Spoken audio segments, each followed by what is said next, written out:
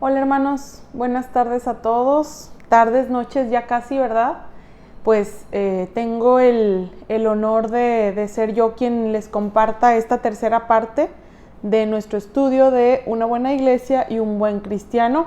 Sabemos que ahorita ya estamos en la parte del buen cristiano, ¿verdad? Pues sin más, hermanos, ¿les parece si me acompañan por favor ahí en sus estudios?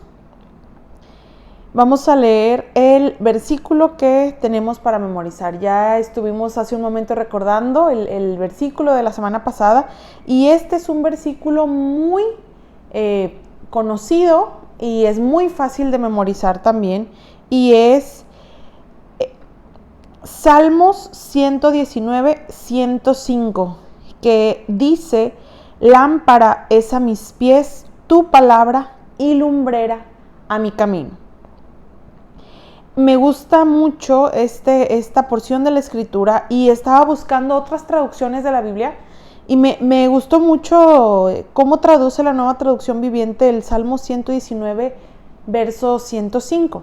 Y dice: tu palabra es una lámpara que guía mis pies y una luz para mi caminos. Salmos 119, 105, como lo veíamos.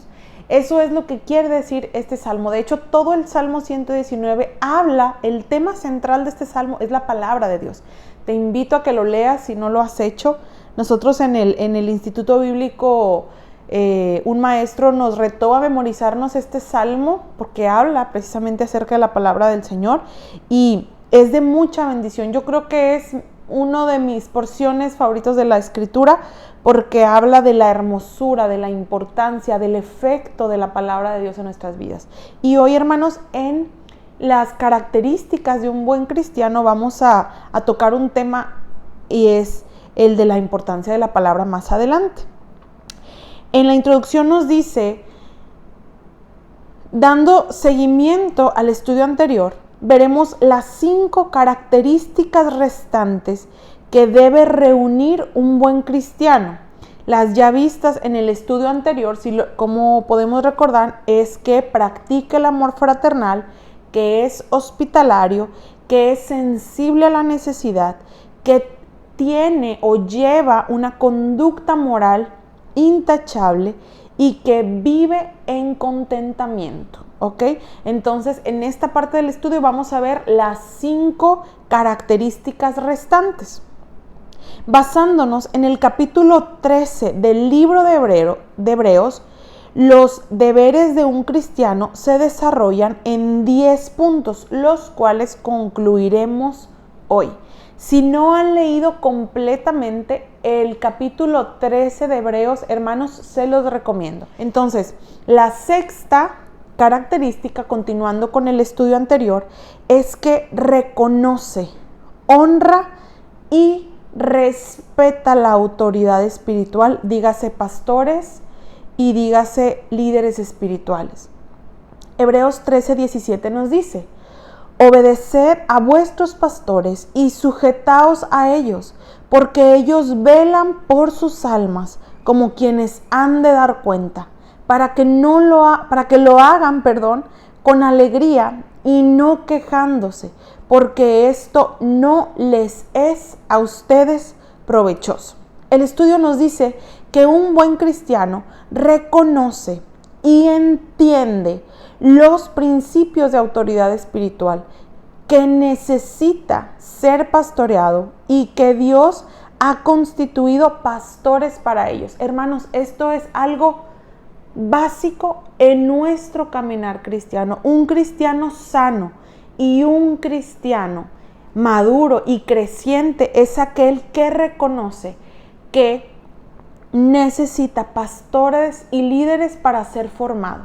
Es aquel que entiende que los pastores han sido establecidos por Dios y que es la voluntad de Dios que tengamos a alguien que funcione como un pastor en nuestras vidas, que es el pastor de la iglesia donde Dios nos ha plantado a cada uno de nosotros. Comienza diciendo: no tengamos miedo a esto. La verdadera autoridad espiritual no controla ni manipula, ni abusa de los demás. La verdadera autoridad ama, protege, perfecciona, enseña y te lleva a ser como Cristo, contribuyendo a tu madurez espiritual para que puedas crecer. El hecho de que pudiera haber algunos malos pastores no quiere decir que todos lo sean. Hay hombres que Dios avala y si hacemos algo en su contra, es como si lo hiciéramos en contra de Dios. Por eso debemos honrar a los pastores. Hermanos, es muy común encontrarnos actualmente con personas que dicen que están peleadas, decepcionadas de la iglesia, que están decepcionados de los pastores, que se niegan a congregarse en un lugar, a sujetarse a la autoridad de un pastor o de un líder espiritual, porque a lo mejor han tenido experiencias negativas en el pasado. Pero déjenme decirles que el plan de Dios, el diseño de Dios para nuestras vidas cumple y encaja en este orden, en el de pertenecer a una iglesia y el de estar bajo la autoridad espiritual de un pastor. Hermanos, es común y podemos conocer a mucha gente y nosotros mismos podemos tener experiencias negativas. Como dice el estudio, es probable que haya malos pastores, aunque el juicio de quiénes son buenos pastores y quiénes son malos pastores no depende de nosotros. No depende ni de las ovejas, ni depende de otros pastores, ¿verdad? Mucho menos de mí, ni del pastor, de nuestro pastor Josué. Pero es cierto que puede haber. Sin embargo, el haber tenido una mala experiencia, hermanos, no nos exime de entrar a este diseño que Dios ha hecho. No nos da el derecho de decir, no, pues es que a mí ya una iglesia me falló. Es que a mí ya un pastor me falló, entonces no quiero más nada con las iglesias, no quiero más nada con los pastores, porque este es el diseño, hermanos, que Dios ideó para la iglesia. Así funciona la institución de la iglesia que el Señor fundó a través de líderes y pastores espirituales. Ahora bien, aunque puede haber malos pastores, no son la mayoría. Y como dice el estudio, hay pastores con temor del Señor y quiero pensar que somos la mayoría. Y esos pastores, hermanos, son hombres y mujeres que Dios avala. Y como dice ciertamente el estudio, el hacer algo para herirles, para ofenderles, para destruirles, es como hacerlo contra Dios. Quiero pedirles, hermanos, que me acompañen por favor ahí en sus Biblias a leer Éxodo capítulo 16. Vamos a leer el verso 2 y después vamos a leer el verso del 7 al 8. Como leíamos ahorita, hay pastores que Dios avala. Hay pastores que Dios los ha puesto y que los ha puesto no por su capacidad o por su conocimiento o porque sean perfectos en todo, sino porque a Dios le ha placido ponerlos y hay un respaldo de Dios en la vida de estos pastores. En Éxodo 16, verso 2, como les decía, podemos leer que dice que la congregación de Israel, cuando estaban en el desierto, dice que la congregación de los hijos de Israel murmuró contra Moisés y contra Aarón en el desierto. Si avanzamos en la lectura hasta el versículo 7, nos dice: y Moisés respondiendo al pueblo que había murmurado contra él, y dice: y al amanecer verán la gloria del Señor, porque él ha oído sus murmuraciones contra el Señor. Pues, ¿qué somos nosotros para que murmuren contra nosotros?, agregó Moisés. El Señor les dará al atardecer carne para comer, y al amanecer pan hasta saciarse, porque el Señor ha oído las murmuraciones de ustedes contra él. Pues, ¿qué somos nosotros? Sus murmuraciones no son contra nosotros, sino son contra el Señor. Y también 1 Samuel 24 del 4 al 6 nos dice: entonces los hombres de David le dijeron: he aquí el día de que te dijo Jehová, he aquí que entrego a tu enemigo en tu mano y harás con él como te pareciere. Y se levantó David y calladamente cortó la orilla del manto de Saúl. Después de esto, se turbó el corazón de David, porque había cortado la orilla del manto de Saúl, y dijo a sus hombres: Jehová me guarde de hacer tal cosa contra mi señor, el ungido de Jehová, que yo extienda mi mano contra él, porque él es el ungido de Jehová. Hermanos, como comentábamos ahorita, ciertamente, aquí vemos dos pasajes diferentes, y ciertamente en uno vemos una autoridad que Dios había puesto, sin embargo no había ejercido de forma correcta su autoridad. De hecho, perseguía a David para matarle, simplemente porque le tenía celos de lo que la gente decía y reconocía de David comparado con lo que decían y reconocían de él. Pero es impresionante el corazón de David, hermanos, que entiende que no es él quien va a dar juicio a esta persona, sino el Señor. No es él el quien tiene que defenderse o tomar por su propia mano la justicia, sino que reconoce, aún en su mal liderazgo, vamos a decirlo, en el mal liderazgo de Saúl, David es capaz de reconocer que a lo mejor ya para ese entonces ya Dios incluso había desechado a Saúl, solamente que no se había levantado el nuevo rey. Pero David entiende que fue el ungido del Señor, que fue a quien Dios levantó y puso, y él no es capaz de hacer algo en contra de algo que Dios estableció, porque es Dios el que tiene que tomar cartas en el asunto y no David. Y de esa forma él guardó su corazón, hermanos. Entonces, es verdad que podemos haber tenido experiencias negativas, pero también es verdad que el Señor es capaz de librarnos y de que nuestro propósito se cumpla a pesar de cualquier cosa, si nosotros nos mantenemos con el corazón correcto. Podemos seguir leyendo en el estudio y nos habla acerca de Efesios 4 del 11 al 15. Nos dice: y él mismo, está hablando del Señor, dice: y él mismo constituyó a unos apóstoles, a otros profetas, a otros evangelistas, a otros pastores y maestros, a fin de perfeccionar a los santos para la obra del ministerio, para la edificación del cuerpo de Cristo, hasta que todos lleguemos a la unidad de la fe y del conocimiento del Hijo de Dios.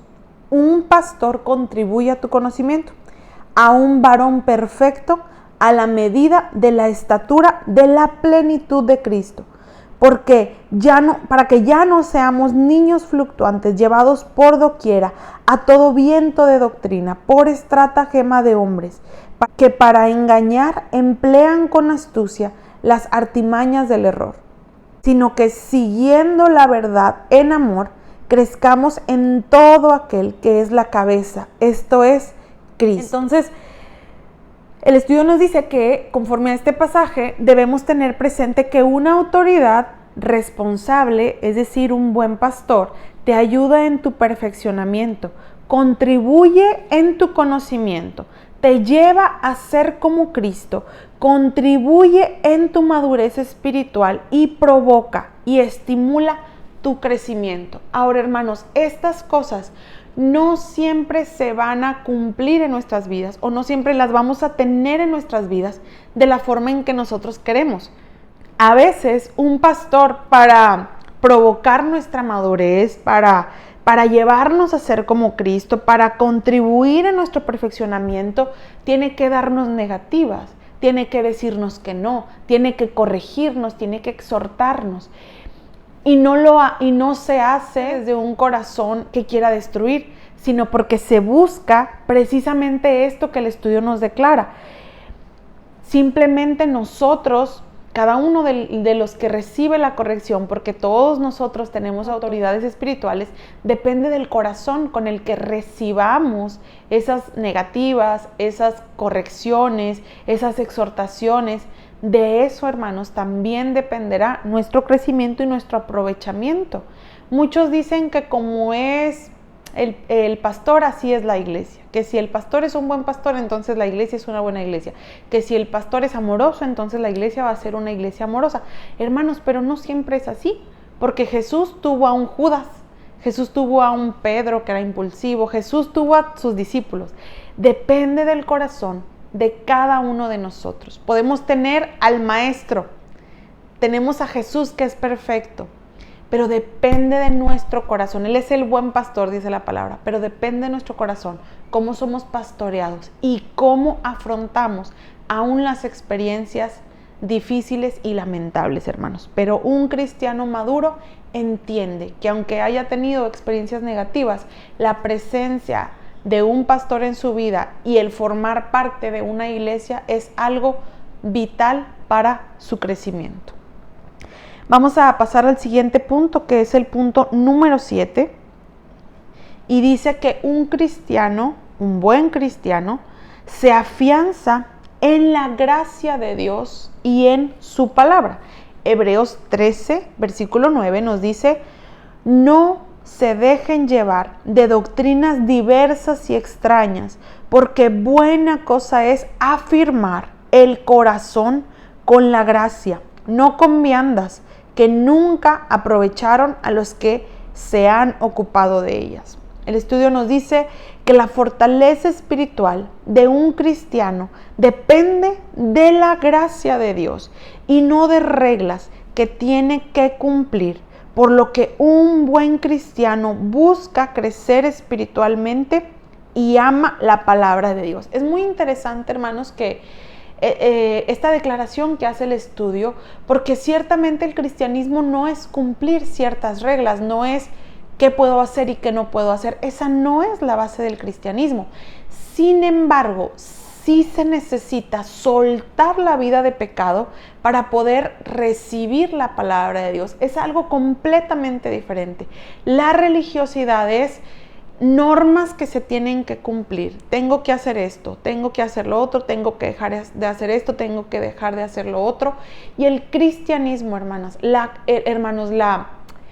vida que el Señor trae a nuestras vidas, no voy a decirles que no se trate de no hacer cosas, porque ciertamente, como les decía hace un momento, su palabra nos enseña que si estamos en una vida de pecado, pues no podemos recibir la palabra de Dios. Esto lo podemos encontrar en Santiago 1:21. Vamos a leer una traducción un poquito diferente. Si tú no la tienes, va a aparecer aquí en la pantalla. Dice: así que quiten de su vida todo lo malo y lo sucio y acepten con humildad la palabra que Dios les ha sembrado en el corazón, porque tiene el poder para salvar su alma. Fíjate cómo empieza diciendo este estudio: quiten de su vida, para que puedan aceptar, para que puedan recibir, para que puedan guardar la palabra de Dios que les ha sido sembrada en el corazón, porque tiene el poder para salvar su alma. Es por eso, hermanos, que nosotros nos abstenemos de cosas, nos guardamos de cosas. Queremos vivir vidas libres de pecado, no porque estemos intentando ganarnos algo, una salvación que ya nos fue dada, porque la salvación no la podemos alcanzar, es un regalo por la fe. Pero sí entendemos, hermanos, que el pecado nos separa de la palabra, que es la que tiene el poder para salvar nuestras almas.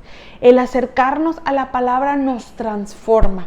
El intentar soltar cosas simplemente por cumplir una regla, hermanos, nos va a llevar a religiosidad y nos va a llevar a muerte espiritual. El estudio menciona el versículo para memorizar de esta semana, que es Salmo 119. Y dice: lámpara es a mis pies tu palabra y lumbrera para mi camino. Efesios 4:14 dice: para que ya no seamos niños fluctuantes, llevados por doquiera de todo viento de doctrina y por estratagema de hombres, que para engañar emplean con astucia las artimañas del error. Y Pablo le pide a Timoteo en Timoteo 4:16: ten cuidado de ti mismo y de la doctrina. Persiste en ello, pues haciendo esto te salvarás a ti mismo y a los que te oyeren. Y por último, en Primera de Pedro, capítulo 2, verso 2, dice: deseen como niños recién nacidos la leche de la palabra no adulterada, para que por ella crezcan para salvación. ¿Se dan cuenta, hermanos, cómo la Biblia dice que tenemos que, como niños, desear esta leche espiritual no adulterada, porque a través de ella vamos a crecer, pero a la vez dice que si estamos en una vida abrazados del pecado, sin soltar lo que nos contamina, la inmundicia, decía el versículo que leímos hace un momento en Santiago, dice que no podemos recibir la palabra de Dios. Entonces es como una cadena, ¿verdad? Yo tengo que soltar para recibir la palabra de Dios, y esa palabra de Dios, como esa leche espiritual no adulterada, va a traer crecimiento a nuestras vidas. Entonces, un buen cristiano, un cristiano maduro, confía en la gracia de Dios, se afianza en la gracia de Dios y en su palabra. El estudio continúa diciéndonos en el punto número 8 que un cristiano también valora lo eterno. Un buen cristiano valora lo eterno. Esto quiere decir que tenemos nuestra mira no en lo de aquí, no en las cosas de esta tierra. Este punto tiene unos versículos muy interesantes, vamos a leerlos. Hebreos 13, del 13 al 14 dice: salgamos pues a él, fuera del campamento, llevando su vituperio, porque no tenemos aquí ciudad permanente, sino que buscamos la porvenir. No importa, hermanos, cuántos años Dios nos va a regalar en esta tierra. No sé si 80, 90, 100, 60, los que sean. No sabemos cuántos años Dios nos va a regalar en esta tierra, pero lo que sí sabemos es que esta porción de vida no es nada comparado con la eternidad que Dios tiene preparada. Y dice la palabra que nosotros no debemos tener nuestros ojos en esta morada, en esta ciudad, sino que tenemos que tener nuestros ojos en lo que está por venir. Un buen cristiano entiende la temporalidad de este mundo, porque su prioridad es lo eterno y no lo temporal. Entiende que este mundo no es su hogar, al menos no nuestro hogar permanente. Y es así que espera su hogar futuro. Busca lo porvenir, las cosas de arriba. Es interesante, hermanos, cómo en el mundo, cómo en la cultura actual, se habla tanto acerca del patrimonio, ¿verdad? De hacer un patrimonio, ¿verdad? Cuando eres joven, cuando te casas, los consejos de la gente, los consejos de la familia es que empieces a formar un patrimonio, que empieces a hacerte de tus cosas, que busques comprar una casa, que busques tener un lugar propio donde vivir. Se habla mucho acerca de eso. Después, cuando tienes hijos, entonces empieza a decir, bueno, tienes que dejarles un patrimonio a tus hijos, tienes que tener un patrimonio para tu familia, tienes que dejar algo para tu familia, para cuando tú ya no estés, etcétera. Se habla mucho de eso, hermanos, pero de lo que no se habla es que nosotros no nos vamos a quedar debajo de la tierra donde nos entierren, o en la urna donde metan nuestras cenizas. No nos vamos a quedar en ninguno de esos lugares, hermanos. Vamos a un lugar eterno, vamos a otra morada.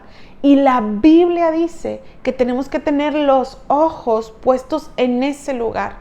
No quiere decir que no nos preocupemos por el aquí y el ahora y que no busquemos avanzar y ser bendecidos, pero significa que no debemos tener todo nuestro enfoque y no debemos desgastar toda nuestra vida en hacer un tesoro aquí en la tierra que no vamos a conservar, que a lo mejor va a estar en nuestra familia 2 o 3 generaciones cuando nosotros ya no estemos aquí, y si es que el Señor no viene antes. Sino que tengamos nuestros ojos, hermanos, en lo eterno, que trabajemos por eso que está por venir, en donde vamos a pasar una eternidad. ¿Cuánta gente desgasta su vida pagando una casa, pagando un carro, verdad? Y como les digo, no es que sea malo que tengas esas cosas y que las desees. Lo que no debe ser es que el deseo por esas cosas te consuma y aleje tu vista de lo eterno. Vamos a leer, por favor, el versículo que nos da el estudio, que es Juan 6, 27. Y es Jesús hablando y dice: trabajen no por la comida que perece, sino por la comida que a vida eterna permanece, la cual el Hijo del Hombre les dará, porque a este señaló Dios el Padre. Y también, por favor, acompáñenme a leer el siguiente versículo, que es Mateo 6, 19 al 21, que es muy conocido este versículo. Dice: no se hagan tesoros en la tierra, donde la polilla y el orín es un tipo de óxido, donde la polilla y el orín corrompen, y donde ladrones minan y hurtan, sino hagan tesoros en el cielo, donde ni la polilla ni el orín corrompen, y donde los ladrones no minan ni hurtan, porque donde esté su tesoro, allí estará también su corazón.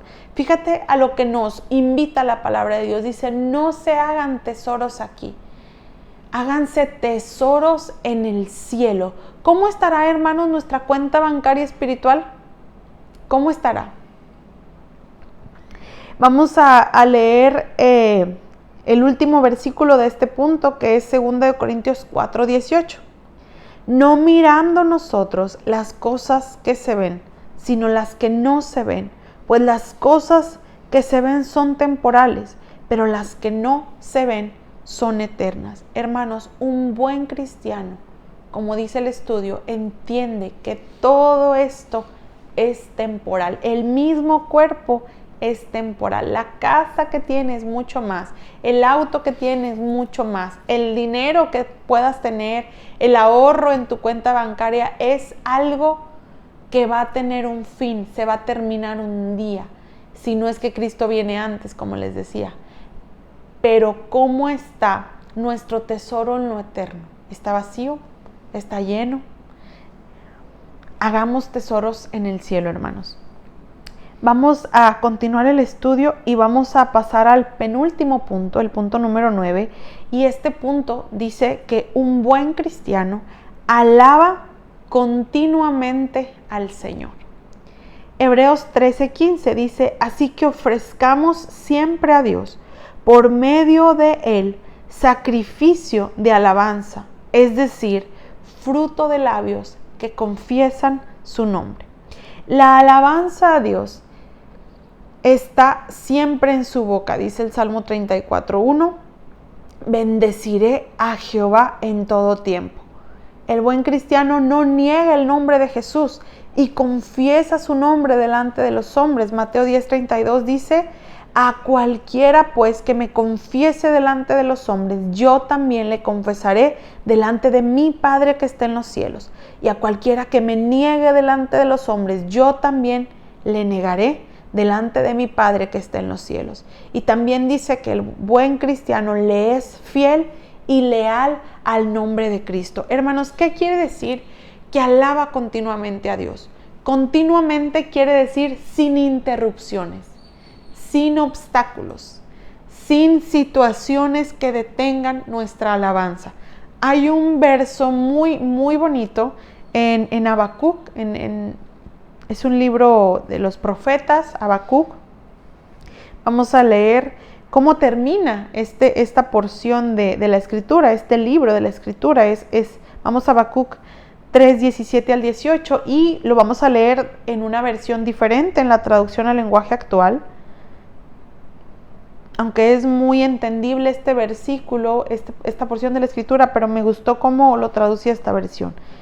Dice: aunque no den higos las higueras, ni den uvas las viñas, ni aceitunas los olivos, aunque no haya en nuestros campos nada que cosechar, aunque no tengamos vacas ni ovejas, siempre te alabaré con alegría, porque tú eres mi Salvador.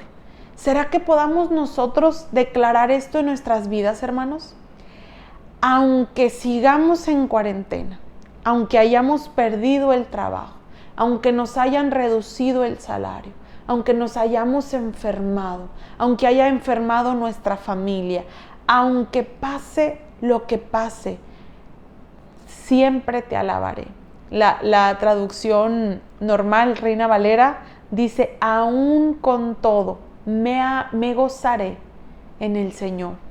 Aquí dice, siempre te alabaré con alegría, porque tú eres mi Salvador. Hermanos, esta es la alabanza continua, la que ninguna situación puede hacer callar ni puede cesar. Esta es la alabanza, hermanos, que agrada a Dios. Esto es a lo que se refiere el versículo que leíamos hace un momento, de sacrificio de labios, fruto de labios que confiesan su nombre. Es ese sacrificio, hermanos, de alabanza en la adversidad. Hermanos, es una alabanza que agrada al Señor. Y la palabra, el estudio nos dice que un creyente maduro, un buen cristiano, alaba continuamente al Señor.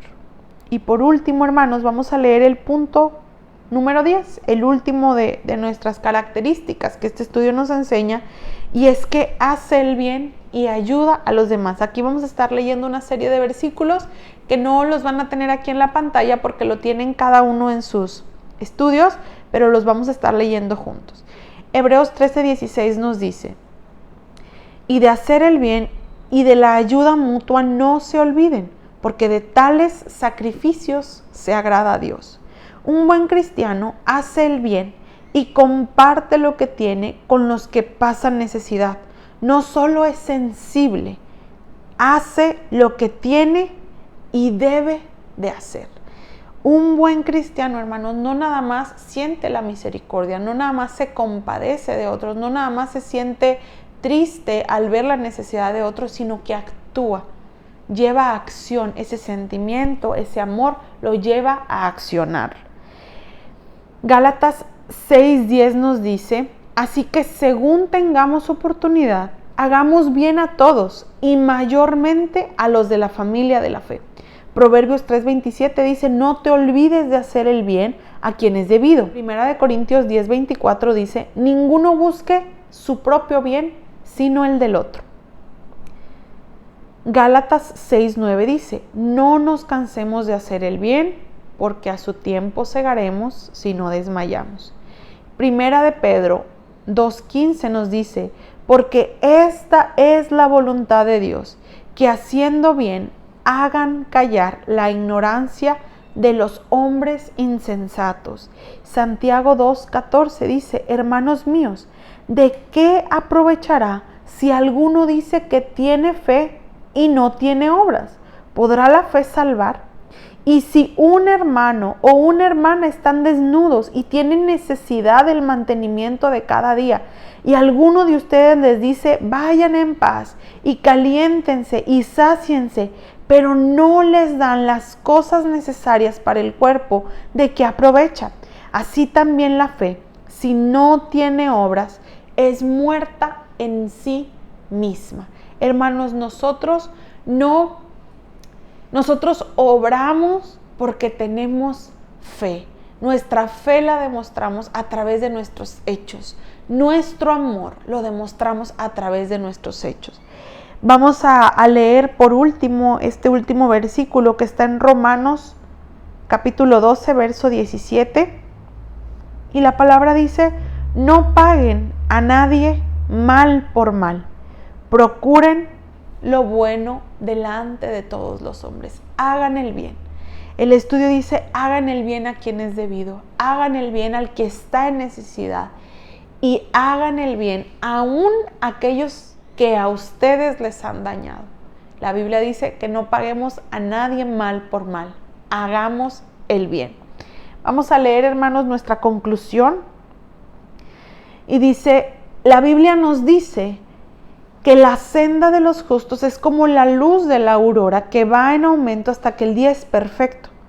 Pablo también nos anima sobre esto diciendo, no lo he logrado, pero me concentro únicamente en esto, olvido el pasado y fijo la mirada en lo que tengo por delante y así avanzo hasta llegar al final de la carrera para recibir el premio celestial, el cual Dios nos llama por medio de Cristo Jesús, al cual Dios nos llama por medio de Cristo Jesús. Así nosotros debemos esforzarnos por llegar a la meta. Y si hubiere algo en lo que pudiéramos estar fallando, debemos arrepentirnos de corazón y dejar de hacer el mal para continuar adelante. No es fácil, pero tampoco imposible. Con Cristo somos más que vencedores. Hermanos, así concluyen estas 10 características de las que hemos estado hablando, que deben ser parte de la vida de un buen cristiano. Como hablábamos en los estudios pasados, hermanos, lo que hace una buena iglesia es que todos seamos buenos cristianos en la posición en la que Dios nos haya dado, como servidores, los que son ujieres, los que enseñan, los que son maestros de niños, los que reciben en la puerta, nosotros como pastores.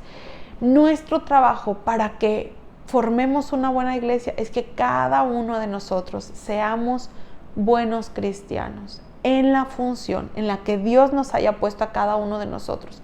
Les aseguro, hermanos, que si procuramos que todas estas cosas estén en nuestro corazón, estén cimentadas, estén dando fruto, vamos a poder contagiar a otros de la fe que Dios ha puesto en nosotros y de lo que nos ha enseñado, y la palabra del Señor va a cumplirse y va a añadir a la iglesia a las personas que están necesitando conocerle, porque esta iglesia va a estar preparada, va a estar sana, va a estar lista para recibir a esas personas que están en necesidad del Señor. Esa es la urgencia, hermanos, de que seamos una buena iglesia y que seamos buenos cristianos, que hay almas afuera que se están perdiendo y que necesitan un lugar, hermanos, a donde llegar y donde ser restaurados y donde tener un testimonio del amor de Dios para sus vidas. Así que les animamos, hermanos, no es un camino fácil y se cometen errores aún con la disposición del corazón de querer ser buenos cristianos. Se cometen errores, hermanos, pero como dijo Pablo, no es que yo ya lo haya alcanzado, no pretendo haberlo alcanzado, sino que prosigo a la meta, no mirando lo que queda atrás, sino extendiéndome hacia lo que está adelante. Hermanos, les animamos a que en sus vidas puedan buscar estas características, puedan permitir que el Señor obre en ustedes, sanar cualquier cosa que en su corazón les estorbe para alcanzarlas y permitir que el Señor cumpla sus propósitos en tu vida. Les voy a pedir ahí en donde estamos que cierren sus ojos. Vamos a tener este tiempo de alabanza y de adoración al Señor. Vamos a entrar a su presencia y a pedirle al Señor que nuestra vida pueda ser un altar, que nuestra vida pueda ser un instrumento en sus manos. Amén, hermanos.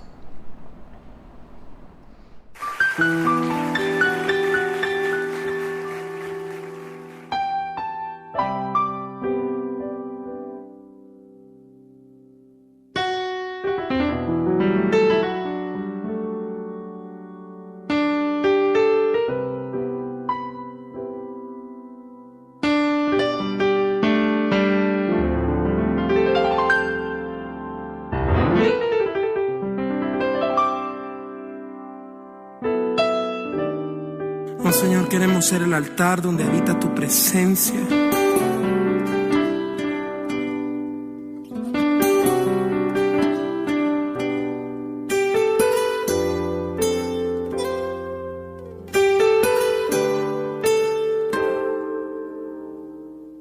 Qué hermoso que estás aquí tan cerca de mí. Eres todo lo que quiero. Me desespero por ti. Sorpréndeme una vez más. No me conformo, Señor. Eres todo lo que anhelo. Quiero vivir para ti. Déjame estar aquí junto a ti, mi Jesús.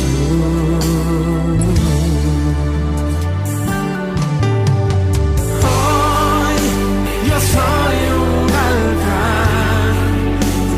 puede morar hoy tu dulce presencia. Ven y toma todo de mí, que sea digno de ti, agradarte. Yo quiero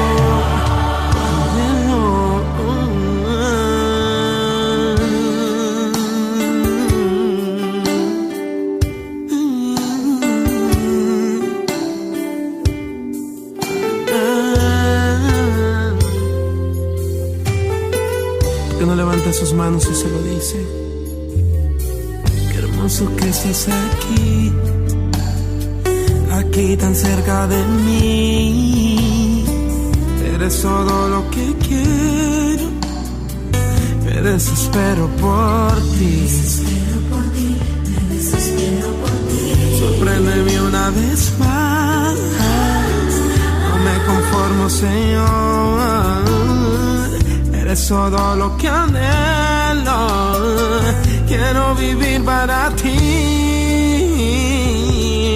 Déjame estar aquí junto a ti, mi Jesús.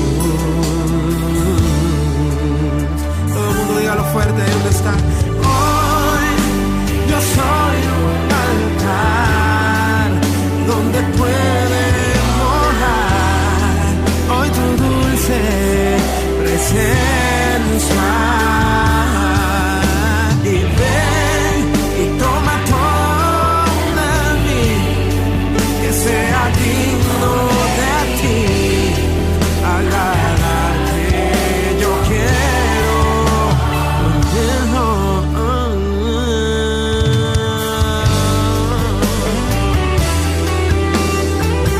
levante sus manos y digan: oh, tu dulce presencia.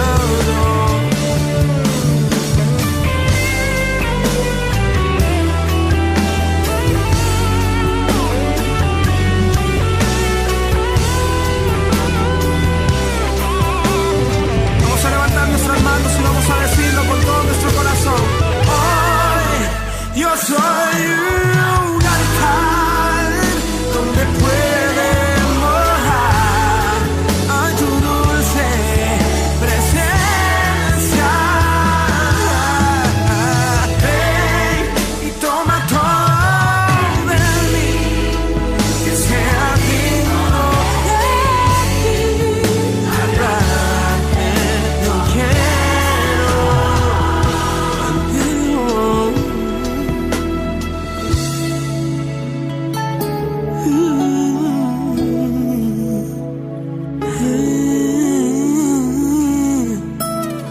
queremos ser el altar donde habita tu santa presencia, Señor.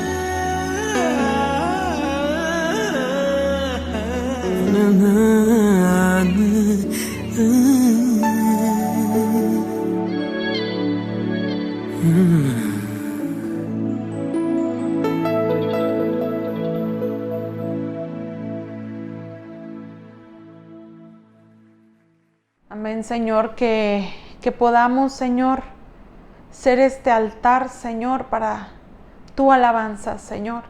Que podamos, Señor, ser un sacrificio vivo, Señor.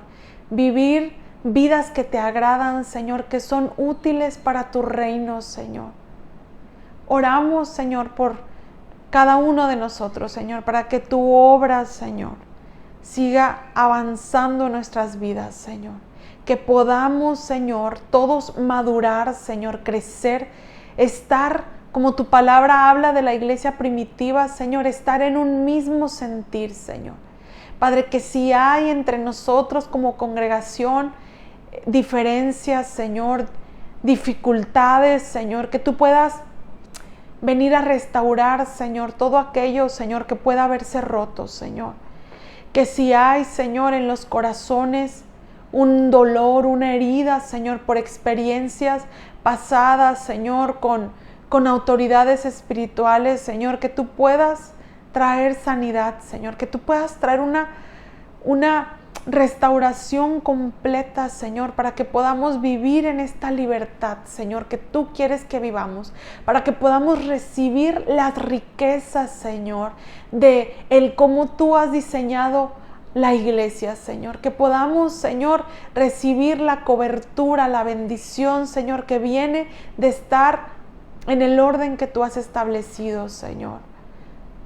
Viviendo, Señor, vidas que te agradan, afianzadas en tu palabra, Señor, en tu gracia, que buscan hacer el bien a otros, Señor, que te alaban continuamente, Señor. Padre, te pedimos que podamos seguir creciendo, Señor. Ayúdanos, Señor, a cada uno de nosotros a llegar a madurez, Señor, a conocerte profundamente, Señor. Más, Señor, de lo que ya te hemos conocido, Señor. Tú tienes tanto para nosotros, Señor, y queremos alcanzar todo lo que tienes, Señor. No queremos perder ningún propósito, Señor, ni individualmente ni como congregación, Señor. Padre, oramos, Señor, por esos que están alrededor de nosotros que te necesitan, Señor. Permite que nosotros, Señor, que nuestra iglesia sea una luz en medio de tanta necesidad en este tiempo, Señor. Que podamos, Señor, alumbrar en donde hay tinieblas, Señor. Pueda llegar, Señor, aquí esas almas y ser restaurados, Señor, y que nosotros seamos instrumentos para esa restauración y para la sanidad de esas almas, Señor. Bendícenos, Señor, como familias y como congregación, Señor. Bendice a nuestros pastores, Señor. Bendice al pastor Josué, Señor, mi vida. Danos sabiduría, Señor, y da sabiduría a nuestros apóstoles, Señor, para seguir trabajando, Señor, en la obra que tú, Señor, has confiado en nuestras manos, Señor. Que todos nosotros, Señor, podamos ser testimonio tuyo, Señor. Y podamos, Señor, glorificarte con nuestras vidas. Te lo pedimos en el nombre de Cristo Jesús. Amén. Hermanos, me ha dado mucho gusto estar aquí con ustedes el día de hoy. Como saben, este fue nuestro penúltimo estudio, ya nada más queda uno. Y el próximo estudio vamos a hacerlo en vivo, vamos a estar compartiendo el pastor y yo en un video en vivo, así que lo animamos a que estemos a tiempo, vamos a estar ahí interactuando con ustedes. Y esto va a ser el próximo jueves. El domingo, hermanos, estén muy atentos al culto, los que nos acompañen en el templo y los que vayan a estar viendo el culto en línea, porque vamos a dar avisos importantes acerca de los próximos eventos que vamos a tener de mujeres y de matrimonios. Estamos preparando cosas muy especiales para que no se los pierdan. Y les adelanto, hermanos, que este lunes próximo vamos a tener recolección de productos de despensa y entrega de despensas para aquellos que quieran seguir colaborando en este ministerio, y también para aquellos que tengan necesidad, que por favor puedan acercarse a nosotros, ya saben, a través de un mensaje, lo hacemos normalmente. Entonces, hermanos, este lunes a partir de las 10 de la mañana vamos a estar ahí en la congregación recibiendo los productos. Bueno, hermanos, pues que tengan una bendecida noche, que tengan un sueño reparador al ratito que ya se vayan a acostar. Nos vemos mañana viernes en la oración y nos vemos el domingo en nuestro culto. Que Dios los bendiga, hermanos.